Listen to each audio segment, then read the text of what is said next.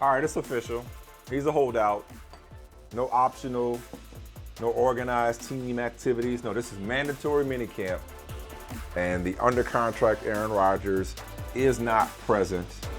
He has a contract, unlike franchise players who inaccurately and mistakenly get called holdouts when they don't show up because they didn't sign the tag. Well, if you don't have a contract, you're not a holdout. Aaron Rodgers has a contract.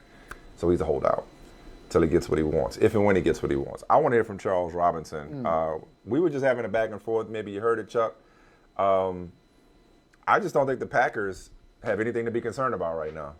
I think all the pressure is on Aaron Rodgers to decide if he's so dug in that he will sacrifice a year of elite play as well as money to prove a point. All right. Well, you're my boy, and you're right and you're wrong. you can actually be right and wrong on this one. So I would say that you're.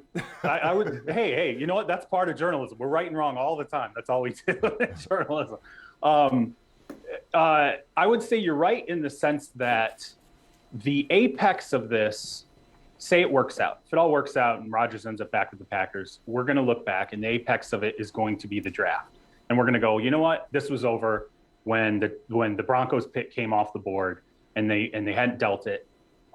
This was done. Like, it was over. Like, his options at that point became extremely limited, and the pursuit of other teams was squelched by either drafting young quarterbacks or making other commitments elsewhere.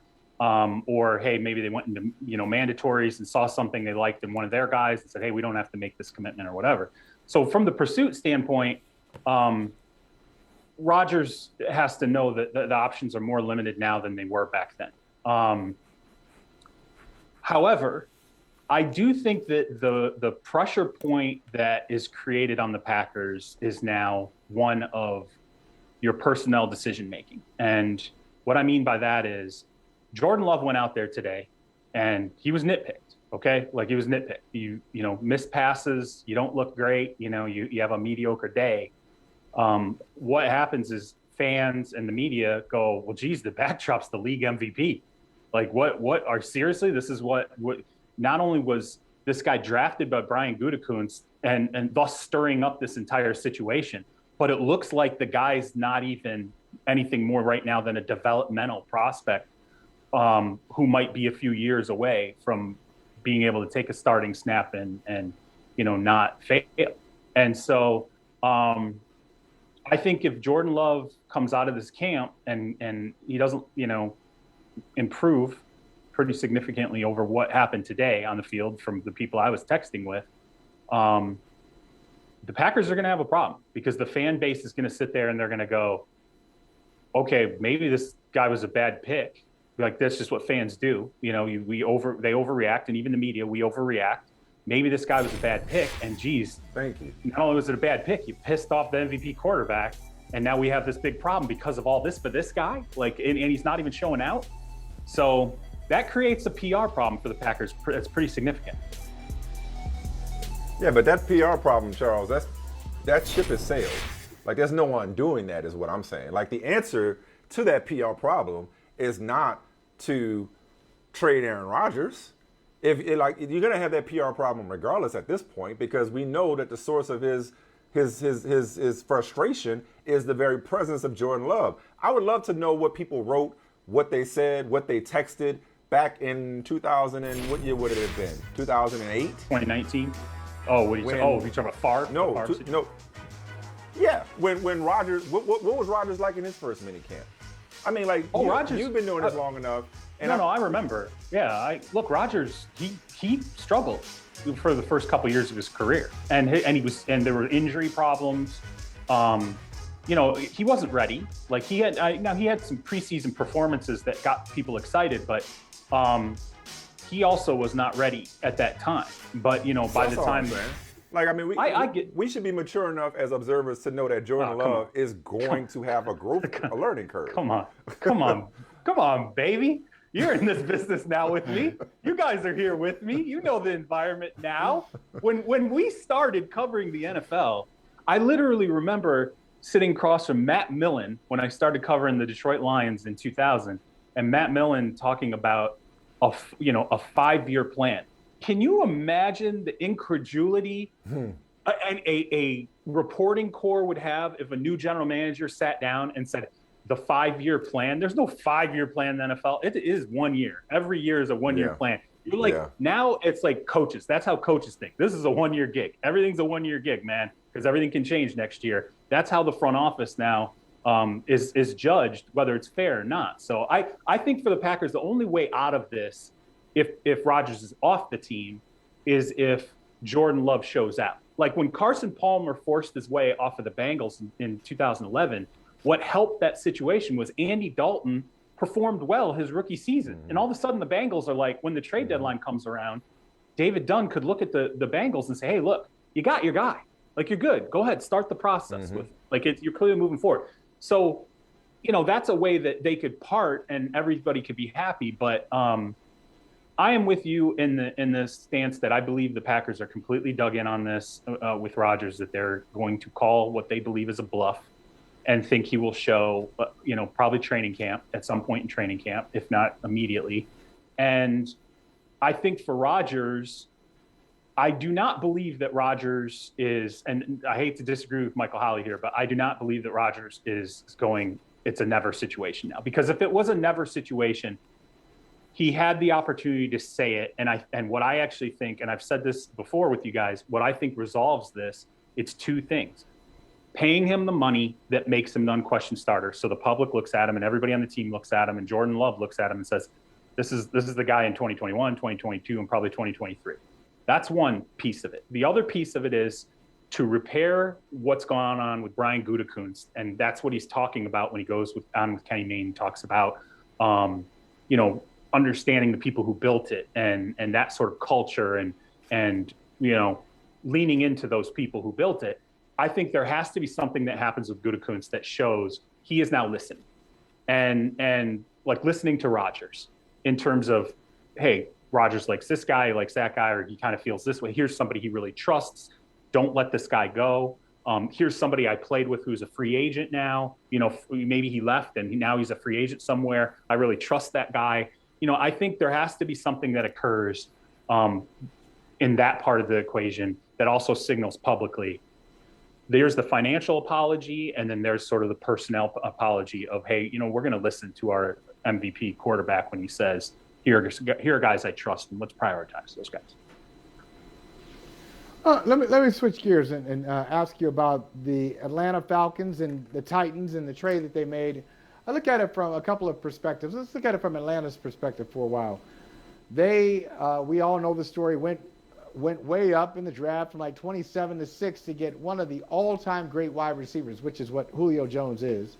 Right. And he's a franchise leader, and he's got all these NFL records, a great talent. Now he's 32, and they trade him for a second-round pick, a fourth and a sixth. Is that what it is? From Atlanta's perspective, is it a second and a fourth, or second and a fourth for Julio and a sixth, I believe. Yeah, okay, that's what it was. The Titans got got a sixth, and so the Falcons get a second and a fourth. So what's up with that? Like, how do you feel about that? I'm just thinking, you got one of the great players in franchise history, and all you got to show for it. I know contractually it gives them some relief. Right. They can pay some bills now. Those red envelopes. Hey, we're gonna cut this off. If you don't pay this soon, you don't have to worry about that anymore. But how about the compensation? How do you feel about it? The compensation. So when I talk to teams that kick the tires on, so the Rams, the Chiefs, I think the Eagles were a team that picked up the phone, at least checked in. And this was a longer process than people realize. It wasn't like it just happened, after the draft. I mean, this was something the Titans have been thinking about basically since Terry Fontenot walked in there.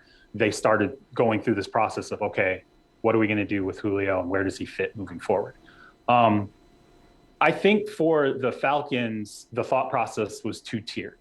And this is from speaking to somebody in the franchise. It was, number one, they're in the midst of a rebuild here. Okay. So, you're in some sense, there is him playing into a void in 2021. Now, I'm not going to say 2022 is a rebuild year, but this is the big transition year. 2021 is going to be the transition year. So you're paying him into a void where you're sort of rebuilding anyway. So you can get something for that guy. And the second part of this was, and this was underplayed, Julio wanted to go play somewhere for another Super Bowl. Like and he knows that's not happening in Atlanta. So, Julio did play a part in this. He did want to go somewhere and compete for a title. And I don't think he was being disrespectful to the Falcons. I think he's just realistically kind of looking where he is as he starts next season at 32 years and 7 months. I've said that before. The elite of elites, wide receivers, have a shelf life to about 35. And then there can be a pretty dramatic decline. I keep invoking T.O., but I think this is like a T.O. situation where you have a guy with an unbelievable body type. He's physically just outmatches guys, what he brings to the table on the field. I think Julio's that kind of guy, but I'm still looking at 35. So the clock is running. In terms of the compensation, my thought process was, I think if Julio does not sign a new deal, and when I talked to teams, that was a big component of not just the asking price, but the thought process of, like, we think Julio's going to want a new deal. Like, he's not just going to play out the current deal that he's on. I think that dampened the mood for teams. Now, that said, if he plays on the contract that he got traded to the Titans, I think the Rams made a mistake. I think the Chiefs made a mistake. I think, a number of teams with Super Bowl windows who could have gone and gotten him on this contract and really significantly enhanced their ability to compete for the next, year or two, really made a mistake. I think it's a mistake to look at Julio Jones and look at his, practice schedule or his, lingering injuries that may have him questionable going into Sundays or and think that he's injury prone when, last year he missed 7 games. But going back to 2013, he's had really his whole career, he's had 2 years where he's missed substantial time. 13 and last year. 6 straight years he played in at least 14 games. And last year was a down year, which he averaged 85 yards receiving per game. That's a down year. So I think the Titans, that is an incredible triumvirate of skill position players they put around Ryan Tannehill. Look, A.J. Brown had it right. Y'all done messed up letting them get these 3 monsters in the same huddle with Ryan Tannehill. But for all their potential firepower on offense, I don't love their defense. Right. Obviously, pass rush is a big problem. Maybe they got an upgrade with Bud Dupree, but we'll see how he is coming off the ACL. I say all that to say, man, I like the move for Tennessee, and Tennessee seems closer to contending than Atlanta does, but I don't know that it necessarily shakes up the hierarchy of the AFC. I don't know that for me that vaults Tennessee. Again, given their defensive deficiencies, I don't know that I look at Tennessee as a threat to Kansas City or, even New England. There are a lot of teams in the AFC that I like better than Tennessee. Really? Buffalo. New England? Wow, that's surprising. Buffalo. Buffalo for sure. Cleveland, Buffalo, Baltimore, Cleveland. Kansas City, New England. I like all those teams better than I like Tennessee. So I because think of Tennessee's defense. I think Tennessee's the second best team in the AFC. It's a bold statement to say that, but here's the reason why. Wow, that is a huge statement. It is a huge statement. I think it's a coin flip between Tennessee and Buffalo. But here, let me lay this out for you. I think that this was an addition where it was the addition that you had to make because if you're in the AFC, you have to compete offensively. You have to be able to put points up on a massive level. You're talking about a Kansas City Chiefs team that's going to average probably 35 points a game next year. Okay. You have to be able to sit there and go, are we an offense that's capable of averaging in the mid-30s? I think they are now. I think that's how good, if they're healthy, I think that's how good they are. The issues that I have with some of the other teams, Josh Allen has now taken a big step forward. I think if Josh Allen takes a similar step that he took from 2019 to 2020, if he does that to 2021, they may be close to the best team in the AFC. But I haven't seen it, okay? There's still I want to see what happens with his development another additional year. It's a young quarterback situation. I still think there is room for error there. The same as what I feel with Cleveland. They had a fantastic season last year. I think they have the right staff in place. They have the right personnel department in place. But consistency, show me one year after another that you can be that type of consistent team. Does Tennessee have defensive deficiencies? Absolutely. And oh, by the way, the front office, if you look at the last couple seasons, has made mistakes in the offseason. Draft mistakes, free agency mistakes. So that's a little troubling to me. And that makes me feel like I'm definitely rolling the dice when I say how much I think Tennessee has improved. Bud Dupree, I think a big part of this is going to hinge on Bud Dupree. Is Bud Dupree a dynamic pass rusher, or is he going to end up being a guy that we look at the end of the year and go, he was overpaid? And as much as I like Kansas City, I'll even say this. Kansas City is not perfect. Like their front seven, and particularly their pass rush, Frank Clark can't have the season he had last year. They go and they get Jaron Reed, and that's supposed to sort of help Frank Clark rekindle what he had in Seattle. We'll see. There's no guarantee there. So I do think that other teams in the AFC have some deficiencies, or they have some young quarterbacks who, still you have to string together more than 2 good seasons in the NFL, at least for me, to count on that. And well, the one thing we've all learned, everybody that's, all 3 of us have learned covering this league, is that we become sure about teams and then they hit a brick wall and we're like, what happened? How did that happen? There's no way this team should have been this. And over the course of the season, we understand what the mistakes we thought. I did that on the Eagles a couple years ago. I was like, this is the best roster in the NFL. And then they ran into a buzzsaw. And what I didn't see coming was, hey, you know what? Carson Wentz wasn't as perfectly developed as I thought he was. And that changed the dynamic pretty swiftly. And that's another team that that has potential. And the reason I is Indianapolis, assuming, which is a big assumption of whether or not Carson Wentz recaptures some of that with Frank Reich. Let me walk something back. Let me walk back. I don't mean to put New England in the category with Kansas City or Buffalo or Cleveland, but I know it raised your eyebrows when I talked about how much I like New England even more than Kansas City. Excuse me, even not Kansas City, I beg your pardon, even more than Tennessee because of Tennessee's defensive deficiencies, but also I guess I'm guilty of making some assumptions, not only based off of how they look on paper and how active they were this offseason, but also I'm just expecting a huge bounce back from New England.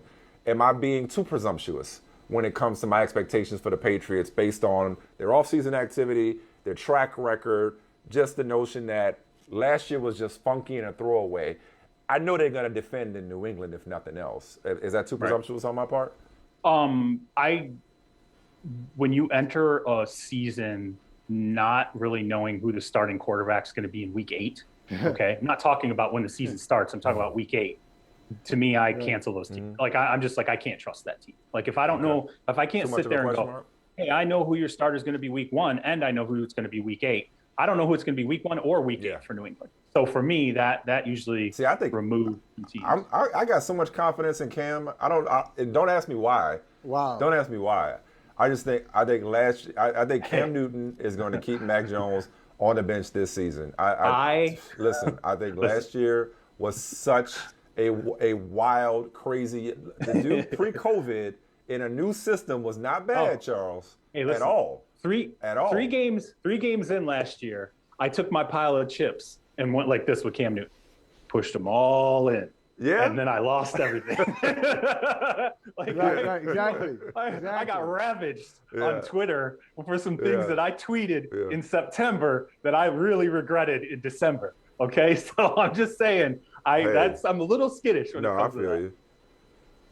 Listen, and that's your point's well taken. You don't want the first question about your team to be the quarterback.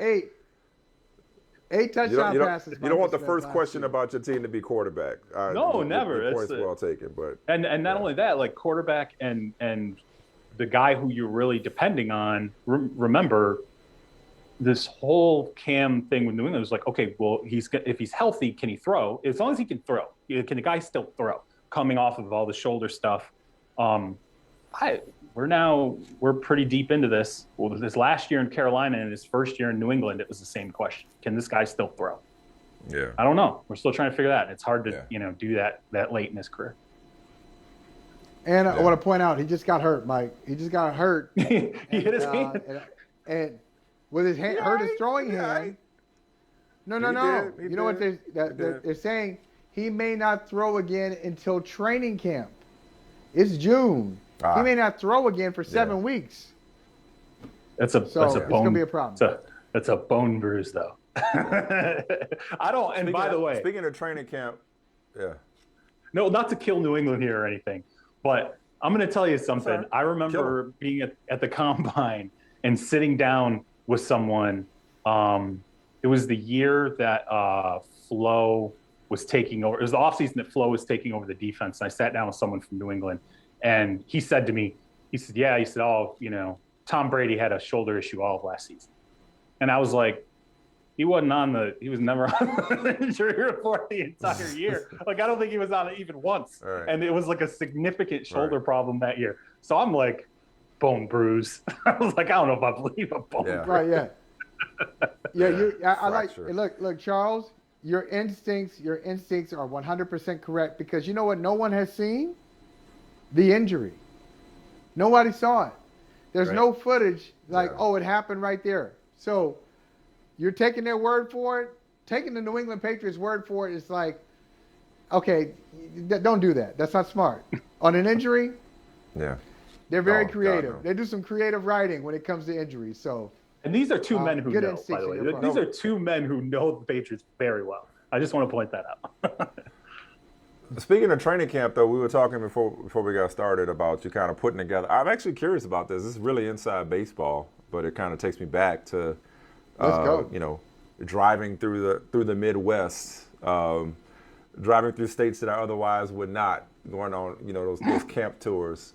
I'm actually curious who you targeting. I don't know if it's still early in your process, but which camps are you most excited, curious about visiting this year, and why? Well, it's a big plus that Dallas opens early.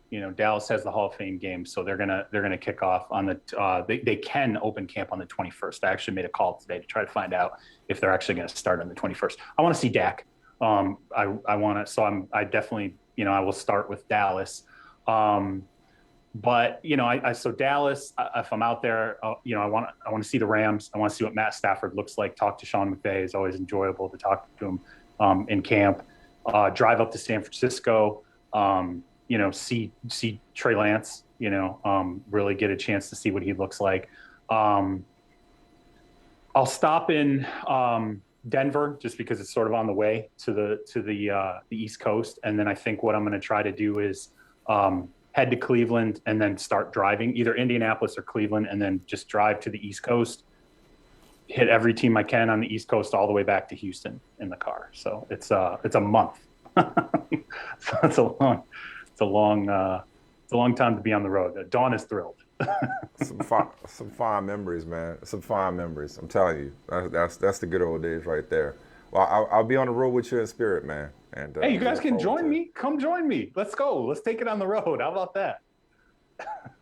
No, just FaceTime. Get to a good area with some service and FaceTime us and drop some knowledge. We can do.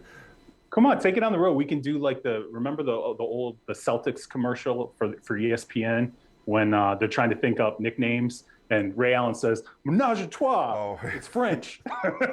Yeah, that's right. The Three Amigos. The Three Amigos. Yeah, Menage a trois. It's French. Yeah.